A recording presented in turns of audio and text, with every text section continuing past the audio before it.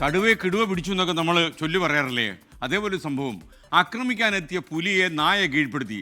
300 മീറ്ററോളമാണ് പുലിയെ നായ വലിച്ചടിച്ചു കൊണ്ടുപോയത്. മഹാരാഷ്ട്രയിലെ നാസിക്കിൽ ഇത്തരമൊരു സംഭവം ഉണ്ടായി. ആ ദൃശ്യങ്ങൾ സോഷ്യൽ മീഡിയയിൽ വൈറലാണ്. ഇപ്പോൾ അതിപ്പോൾ കാണാം.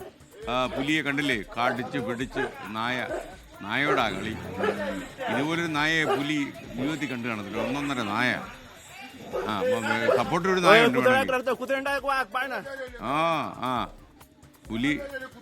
പുലിക്ക് വലിയ നാണക്കേടായി പോയി. പേഴ്സണാലിറ്റി ഫെയിലൂറാ.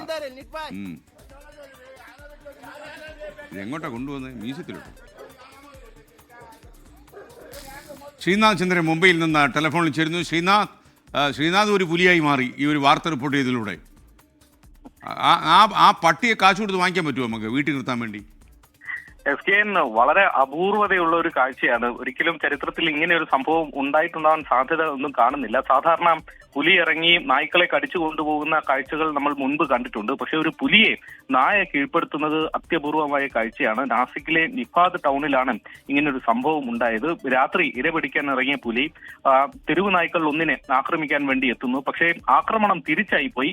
പുലിയെ നായ കടിച്ച് ആക്രമിക്കുകയും പിന്നീട് നായയുടെ കടിയിൽ നിന്ന് രക്ഷപ്പെടാൻ പുലിക്ക് കഴിയാതെ പോകുന്ന ഒരു കാഴ്ച കാണുന്നു. പുലിയെ നായ കടിച്ച് 300 മീറ്ററോളം നീങ്ങി എന്നതാണ് ദൃക്സാക്ഷികൾ പറയുന്നത്. ആളുകൾ നോക്കിയിരിക്കുകയാണ്. കാരണം ആ സമയത്ത് പുലിക്ക് ഓടി മാറാൻ കഴിയുന്നില്ല. നായയുടെ പിടിയിലാണ്. ആളുകൾ ഒപ്പം ചുറ്റും കൂടുന്നുണ്ട്, ദൃശ്യങ്ങൾ പകർത്തുന്നുണ്ട്. പിന്നീട് ഒരു ഘട്ടത്തിൽ പുലിക്ക് എങ്ങനെയോ അവിടെ നിന്ന് രക്ഷപ്പെടാൻ കഴിഞ്ഞു. സമീപത്തെ ഒരു വയലിലേക്ക് പുലി ഓടി മാറുകയും ചെയ്തിട്ടുണ്ട്. വനം വകുപ്പ് ആ പുലിയെ ഇപ്പോൾ തേടുന്നുണ്ട്. അതിന് ഏതെങ്കിലും തരത്തിൽ ചികിത്സ വേണ്ടതുണ്ടോ എന്നടക്കമുള്ള കാര്യങ്ങൾ അറിയേണ്ടതുണ്ട്. പക്ഷെ പുലിയെ ഇതുവരെ കണ്ടെത്താൻ കഴിഞ്ഞിട്ടില്ല. നായ്ക്ക് കാര്യമായ പരിക്കുകളില്ല എന്നതാണ് നമ്മൾ മനസ്സിലാക്കുന്നത്. SKN എന്തായാലും നമ്മൾ ഈ പുലിയെ പിടിക്കുന്നത് നമ്മൾ പറഞ്ഞു കഴിഞ്ഞാൽ ചെറിയ നിയമപ്രശ്നമാവും. എന്നാലും ആ നായ്ക്കൊരു സല്യൂട്ട് കൊടുക്കണം.